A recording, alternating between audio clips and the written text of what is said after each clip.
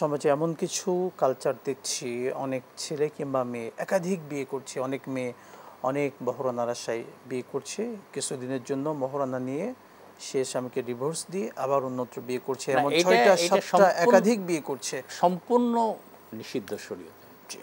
কারণ আলেম ওলামারা সবাই এই ব্যাপারে একমত যে তালাকের নিয়তে বিয়ে করা হারাম।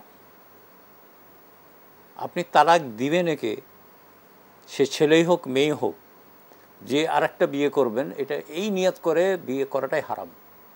এবং এটা বিশেষ করে মিডল ইস্টের ছেলেরা আমেরিকা ইউরো ওয়েস্টার্ন কান্ট্রিগুলো যায়, বিয়ে করে কিছুদিন থেকে যখন চলে আসেন তালাক দিয়ে চলে আসে। এই নিয়ে সৌদি আরবের গ্র্যান্ড মুফতি এবং আরব দেশের সব মুফতিদেরকে ফতোয়া চাওয়া হয়েছিল। তারা এই ব্যাপারে সম্মিলিতভাবে ফতোয়া দিয়েছেন যে আজ-জাওয়াজু নিয়াতি বেনিয়াতি তালাকে হারাম, বিয়ে নিয়ত, তালাক দেওয়ার নিয়ত করে বিয়ে করাটা হারাম, এটা কোনোভাবে জায়েজ না।